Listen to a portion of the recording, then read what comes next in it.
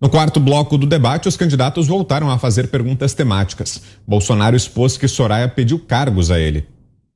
A senhora seria muito dócil comigo, por exemplo, se eu tivesse atendido a senhora em todos os cargos que a senhora pediu para mim, por ofício assinado aqui, tá? Então a senhora não nega isso aí. Sudeco, IFAM, IBAMA, a senhora gosta de cargos, deitar e rolar. Como a senhora não conseguiu, a senhora basicamente virou uma inimiga nossa. E aí, Zé, o que achou dessa lembrança feita pelo presidente Bolsonaro? E ela confirmou que realmente, e nomearam indicados dela, e o presidente disse depois que foram demitidos por incompetência. Existe um grupo, Vitor, que deveria pedir desculpas e sair da política, porque esse grupo não é só a Soraya, mas tem outros parlamentares e prefeitos e tal, que foram eleitos com apoio do presidente Jair Bolsonaro na esteira exatamente da onda do bolsonarismo. E aí depois chegaram no Congresso Nacional e entenderam que eles eram os donos do governo. Achavam que era só fachada o discurso do presidente de que, olha, nós estamos chegando no poder para administrar pelo país e indicar ministros competentes, pessoas competentes, sem vez da indicação cega e burra da emoção política, né? E essas pessoas ficaram com raiva do presidente Jair Bolsonaro. Alguns são mais adversários do presidente Jair Bolsonaro, atacam muito mais ele do que integrantes do PT, por exemplo, que simplesmente desconhecem a atuação do presidente Jair Bolsonaro. E ali ficou frente a frente. A Soraya só é senadora, né, porque tinha o apoio do presidente Jair Bolsonaro e foi exatamente nesse grupo que ela foi eleita. Não é só ela, tem um grupo forte demais. Mas são as regras da política. Dizem por aqui de que o benefício que se dá hoje na política é a véspera de uma traição amanhã. Diga, Schelp. Não é nenhum segredo, né, que Soraya foi eleita na onda do bolsonarismo, aquela onda que levou o presidente Jair Bolsonaro a ser eleito em 2018. Assim como ela, também outros aproveitaram, né, essa onda, esse apego que teve grande à imagem dele como um político que se apresentava como antipolítico, apesar de ter sido deputado por muitos anos, por muitos mandatos, e que se apresentava como aquela pessoa que traria a ética, que traria a pauta anticorrupção para o governo, para o poder executivo, né? Lembrando que quando ele foi eleito, a corrupção era ali terceiro tema mais importante para os brasileiros naquele momento, atrás daqueles clássicos como saúde e educação. Isso agora caiu muito, né, o que pode explicar também porque tantos ataques ao Lula em relação aos escândalos de corrupção talvez não façam tanto efeito. Hoje em dia, nas pesquisas, a corrupção cai aí para 7º lugar entre as questões mais prementes para os brasileiros. Mas eu gostaria também de falar sobre a questão do padre Kelmon, né? Naquele embate que ele teve com a Soraya Tronic. O padre Kelmon, ele de fato, ele serviu como escada para o presidente Jair Bolsonaro nesse debate, né? Questões e confrontos que o presidente não fez e evitou fazer pessoalmente, diretamente, ele fez, né? Ele fez com o Lula. Na verdade, o trecho que foi mostrado foi com o Lula, e ele fez esse embate com o Lula diretamente, fazendo aqueles questionamentos, botando o dedo na cara, como foi apontado aqui, e algo que Bolsonaro diretamente não fez. Então o padre Kelmon, ele assumiu, né, ali um papel de soldadinho do Bolsonaro nessas posições. Em outras, ele simplesmente fazia elogios ao presidente ou coisa do tipo, enfim. E, inclusive, foi noticiado que nos bastidores ali o presidente e o padre Kelmon trocavam papeizinhos, né, bilhetes, sabe-se lá o que estavam combinando por ali. Nada de ilegal nisso, apenas para deixar claro qual era o papel. O Pedro Kelmon, ele era vice, né, de Roberto Jefferson, do PTB, Roberto Jefferson, que era candidato à presidência, mas que não teve a candidatura, enfim, aceita pelo TSE por motivo de ineligibilidade e de ficha suja, né? Então ele assumiu então esse papel, lembrando que o Roberto Jefferson já dizia antes que a candidatura dele seria exatamente para apoiar a candidatura do presidente Jair Bolsonaro. E é exatamente esse papel que o padre Kelmon fez nesse debate. Agora, Ana, agora há pouco o Mota, inclusive, chamou a atenção para o formato do debate. Eu estava me lembrando aqui que ficou muito semelhante ao modelo que é usado nos debates aí nos Estados Unidos, né? Nesses confrontos entre dois candidatos, vai ser aquilo que a gente vai ter havendo segundo turno, né? Um confronto de dois adversários apenas, mas é um modelo parecido com aquele dos debates aí nos Estados Unidos, né? Que geralmente tem só dois candidatos, o republicano e o democrata, e fica melhor mesmo, né? Para o público, para apresentação de propostas, para que a gente confira as contradições entre cada candidato, para que a gente veja exatamente quem está de qual lado. Fica melhor assim, né, Ana?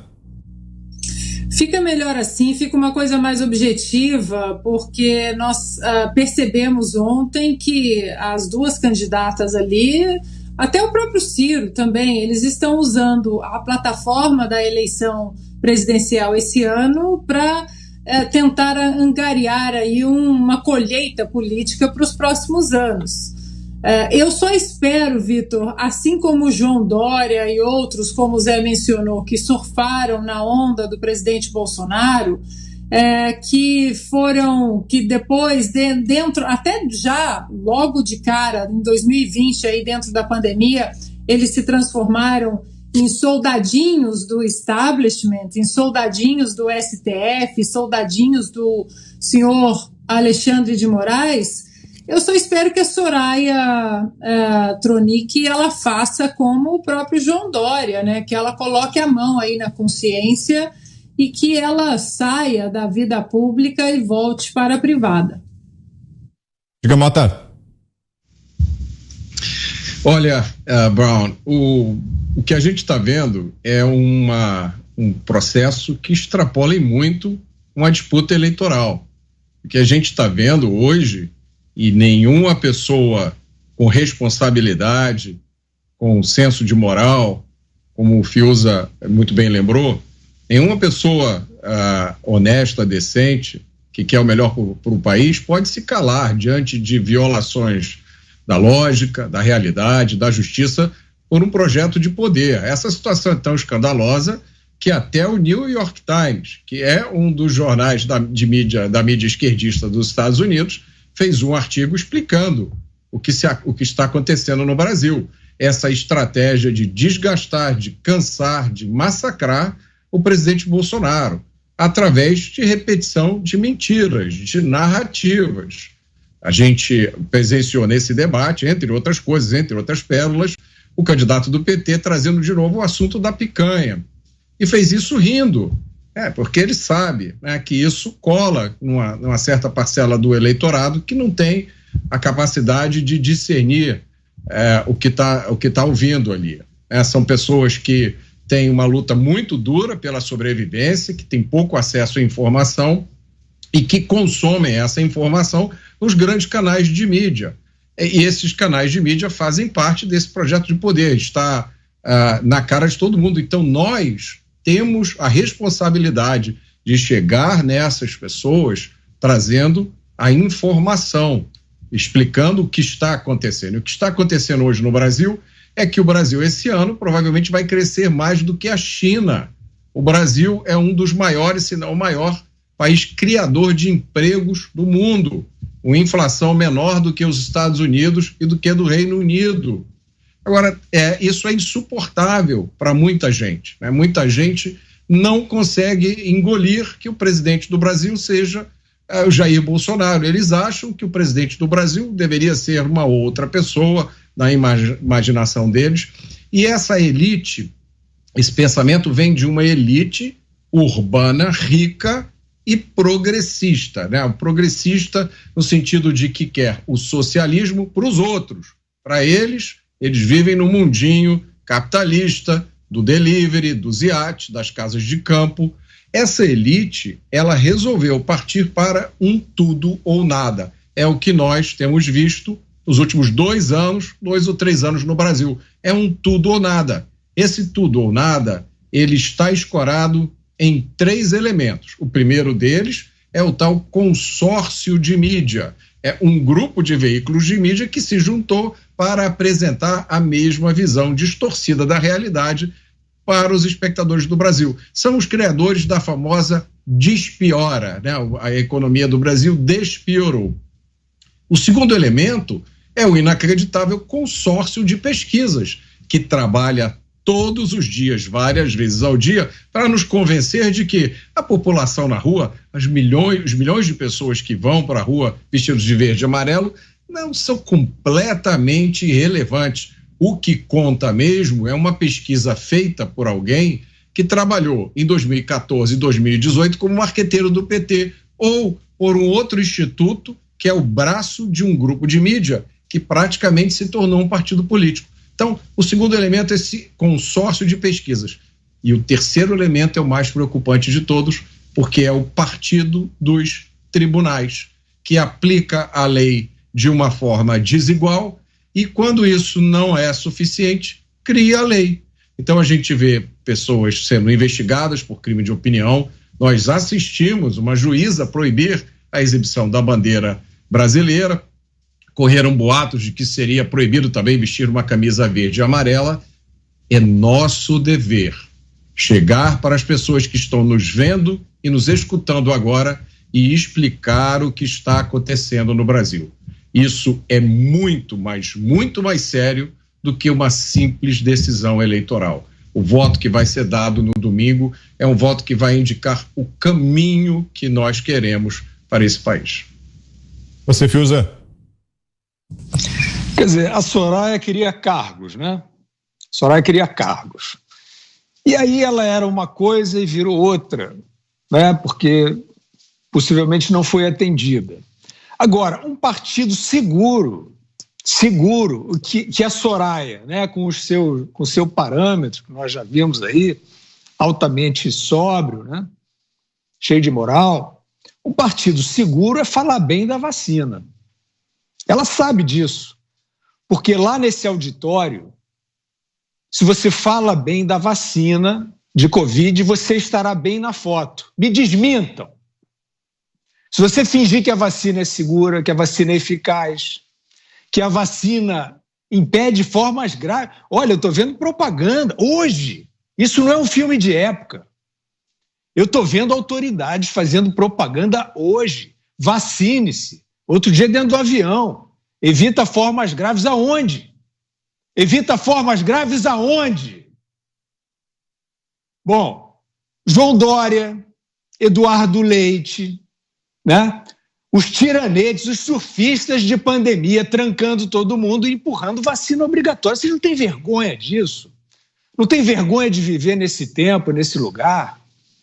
E aí é o seguinte, tudo bem, temos aí as nossas balizas doutrinárias, mas nós vimos na Austrália, governo de direita, de esquerda não é, segregando pessoas, prendendo Djokovic, porque não queria tomar essa vacina experimental. Isso é um escândalo, senhoras e senhores. Não é possível prosseguir de boa fé em debate nenhum antes de esclarecer essa questão. Aí os outros tenistas vão lá, triplamente, quadruplamente vacinados, pegam a Covid e não tem problema. E o Djokovic está lá segregado, com campos de segregação também lá para quem tivesse Covid na Austrália, que não é de esquerda. Israel é de esquerda. Israel, o primeiro, o outdoor da vacinação, com mais de 80% da população vacinada, fazendo lockdown por surto de Covid. Vocês não têm vergonha de fazer essa propaganda com essa realidade dando na cara de vocês, com as pessoas em Israel internadas de Covid, plenamente vacinadas e com óbitos plenamente vacinados. Como é que vocês conseguem continuar repetindo que isso é seguro? Como é que vocês conseguem mandar vacinar bebê? O Brasil está autorizando vacinação de bebês contra a Covid. Mostrem, William Bonner, me mostre o balanço de risco de um bebê de Covid com essa vacina experimental, que o fabricante diz que pelo menos 5 anos de observação e estudos para saber os efeitos no sistema cardiovascular. Não tem como falar disso com serenidade. Isso é um escândalo, isso é um absurdo. Enquanto a civilização, eu não sou ninguém, eu não tenho nenhuma importância. Enquanto a civilização não resolver esse tipo de problema, olha o Canadá. Isso não é um delírio praiano do Rio de Janeiro, não. Olha o Canadá. Olha como o Canadá acabou com a cidadania.